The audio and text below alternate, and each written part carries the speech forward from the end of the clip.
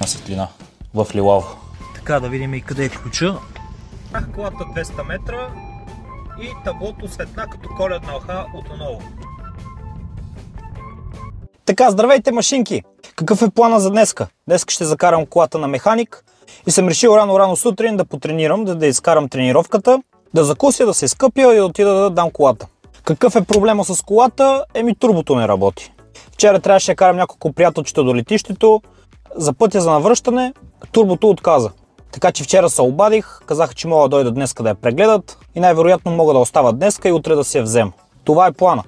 Така, за тренировката ще правя рамо и трапец на празен корем. Просто искам да разкарам тренировката рано сутрин, да отида вкъщи, да се скъпя, да хапна нещо и да закарам колата.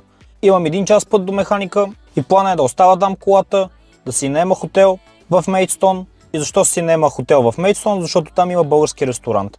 Искам да хапна малко българска храна, което това удоволствие не съм го правил доста отдавна. Има и българска закусване, така че мога да хапна една баничка. Така че това ще е плана. Дошъл съм рано сутрин в залата. Не мисля, че ще бъда много силен. Ще видя какви килограми ще фърлям в залата, надали ще бъдат големи. Но ако не тренирам тази сутрин, най-вероятно вечерта няма да мога да успея да намеря зала, която да тренирам. И най-вероятно утре, като си взема колата, ще отида на работа и не знам дали ще мога да успея да отида утре в залата. Така че, зала сутрин, рамо и трапец ще тренирам. След това до механика и да се надявам да сменят турбото и утре да си взема колата и да се върна. Така че ще бъде един ден приключение. И за мен ще бъде нещо различно, не само да работя всеки ден, така че ще отида на хотел, ще релаксирам, ще хапна малко българска кухня. Може и да вземам някое парче торта, не се знае. И това ще. Така че ще ви видя в залата.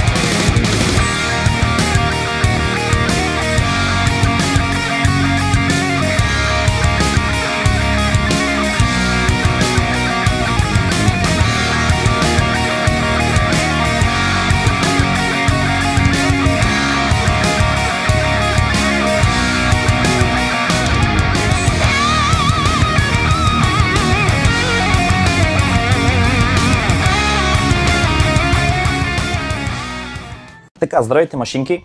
Закарах колата до механика да изсменят турбото и не исках да се връщам обратно вкъщи с влакът. Фанах си автобуса до най-близкия град, който е Мейдстон, и си взех една хотелска стая за една вечер. Механика трябва да поръча частта и да смени турбото. Намерих този хотел, близко е до центъра, но наех този хотел не само защото е близко до центъра, а защото е близко до българския ресторант. И за моя изненада, вчера пристигам в хотела, къпя се и се приготвям да отида до българския ресторант, да хапна малко българска храна. За моя изненада, като отивам, какво да видя? Ресторантът е затворил. Бях страшно разочарован и следващата кухня, най-близка до нашата, беше гръцката. Така че отидох на гръцки ресторант, там хората бяха много мили, хапнах малко микс грил и беше много вкусно. Така, вече сме на следващия ден и очаквам механика да ми се обади, за да отида да си взема колата. Трябва да напусна хотела в 12 часа и след това ще се разкара малко из центъра и ще чакам да ми се обадат. За сега имам още 2 часа докато напусна хотела, а хотелската стая е много хубава. Момент да ви покажа. Така, като влеземе в хотелската стая, виждаме това огледало. Косата ми е рошева. Имаме сашуар. Така, тук имаме чайчета, кафета. Аз вече пих един чай. Хубава масичка, голям телевизор. Гледката не е кой знае каква. Даже гледката не е никаква. Имам две легла. Това малкото и това. Включил съм там лаптопа и телефона да се зареждат.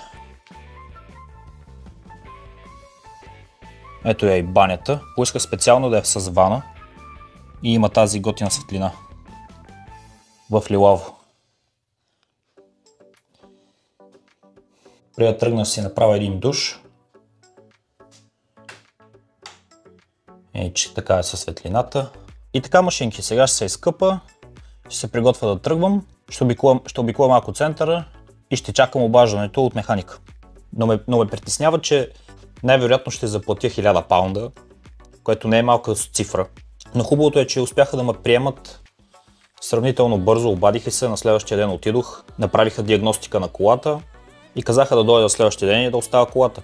А при английски механик трябва да запишат час да прегледат колата, да й направят диагностика, ще почна да работя по колата, може би след 2 седмици, 3 седмици. И в тези 2-3 седмици нямаше да работя, щях да загубя още повече пари. Така че да, това е. Сега ще си тегла един душ, ще си предам картата на рецепцията, ще обиколя малко центъра. Но мисля, че навънка е много студено. Мисля, че не е повече от 8-9 градуса. Но да се надяваме да ми се обадят по-бързо и да върна си взема колата и да потеглям. Така, колата е готова. Отивам да я взема. Ключа би трябвало да е под гумата. Просто докато дойда с автобуса, механика трябва да затваря гаража. Така, ето е колата. Така, да видим и къде е ключа. Ето го ключа. Така, взех колата и сега се връщам, че да започне работа. Така, машинки, карах колата 200 метра и таблото светна като коледна уха отново. Гледайте какво става. Гледайте какво става. 200 метра само карах. Направо нямам думи. Сега ще спра някъде и ще се обада на механика. Въобще нямам думи. Така, хванах си влака за обратно, трябваше да върна колата до механика. Те ме закараха обратно до гарата и сега се прибирам в къщи. Най-вероятно ще проверят в понеделник, да се надявам, че ще я взема понеделник, вторник, среда. Но може би е за добре да си взема малко почивка. Съм почил не знам от кога, но наближаваме станцията за моя град, така че може би до 15-20 минути ще си бъда в къщи. Турбото беше сменено, но най-вероятно някой сензор прави някаква грешка. И аз не знам, и аз не съм механик. Интересното е, че си наех хотел в Мейдстон първата вечер, защото исках да ям в български ресторант. Като се вече бях приготвил да ям, отивам и беше затворил. Днеска отивам пак, не беше отворил в времето, в което беше описано. Така че страшно разочарование. Така, машинки, слезнах от влака. Сега ме чакат 30 минути ходене до вкъщи. Чакай тук да спра до лампата, дето се виждам добре. И така, машинки. Имам 30 минути до вкъщи. Навънка е 2 градуса. Искам да кажа благодаря ви, че гледахте. До нова в следващото видео да имам кола. Харесайте, абонирайте се, споделете и ще се видим в следващото видео.